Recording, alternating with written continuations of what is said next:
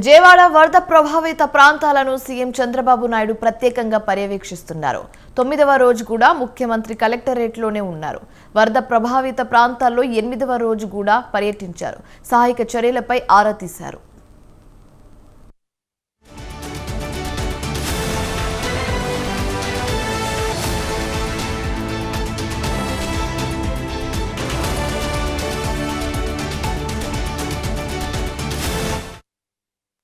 నిన్న విజయవాడ కలెక్టర్ కార్యాలయం నుంచి బయలుదేరిన సీఎం చంద్రబాబు నాయుడు ముందుగా ప్రకాశం బ్యారేజ్ వద్దకు వెళ్లారు. పడవలు ఢీకొనడం వల్ల దెబ్బతిన్న మరమ్మతులను పరిశీలించారు. ఇరిగేషన్ అధికారులు నిపుణులతో మాట్లాడి కౌంటర్ వెయిట్ ఏర్పాటు గురించి తెలుసుకున్నారు. అనంతరం Kummaripalem junction, Sitara circle, Chittinagar, milk project మీదుగా జక్కంపూడి వెళ్లారు. ఆయా ప్రాంతాలలో జరుగుతున్న పారిశుద్ధ్య పనులను చంద్రబాబు నాయుడు పరిశీలించారు. కుమ్మరిపాలెం సెంటర్లో ఫైర్ ఇంజన్ల ద్వారా రోడ్లు క్లీన్ చేయడాన్ని పరిశీలించారు. అక్కడి నుంచి జక్కంపూడి కాలనీకి వెళ్లారు సీఎం చంద్రబాబు నాయుడు.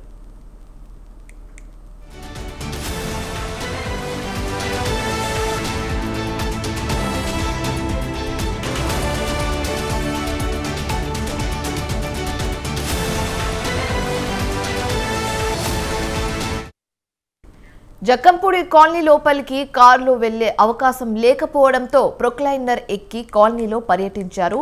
అయితే ఈ ప్రాంతంలో ఇప్పటికీ మోకాల్లోతు నీళ్లున్నాయి. ప్రొక్లైనర్ మీదనే ఇళ్ల వద్దకు వెళ్లిన ముఖ్యమంత్రి బాధిత ప్రజలతో మాట్లాడారు. వారి బాధలు విని ధైర్యం చెప్పారు. ఆహారం అందుతున్న విషయంపై ఆరా తీశారు. అయితే ఈ సందర్భంగా మహిళలు తమ సమస్యలు చెప్పుకున్నారు. తాము సర్వం కోల్పోయామని ఆవేదన వ్యక్తం చేశారు. ఆటో డ్రైవర్లతో మాట్లాడి వారి సమస్యలు తెలుసుకున్నారు.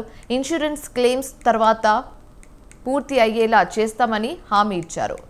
అనంతరం చిట్టినగర్ సెంటర్, పైపుల రోడ్డు, బీఆర్టీఎస్ రోడ్ మీదుగా కలెక్టరేట్కు చేరుకున్నారు. అనంతరం అధికారులతో రివ్యూ చేసి తన దృష్టికి వచ్చిన సమస్యలపై అధికారులతో చర్చించారు సీఎం చంద్రబాబు నాయుడు.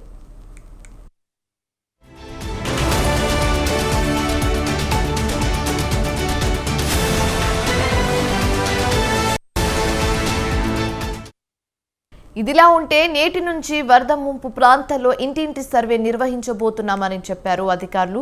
4 రోజుల పాటు ఈ సర్వే నిర్వహిస్తారు. వ్యాధులపై మొత్తం 150 బృందాలు ఇంటింటికి వెళ్లి వివరాలు సేకరించనున్నారు.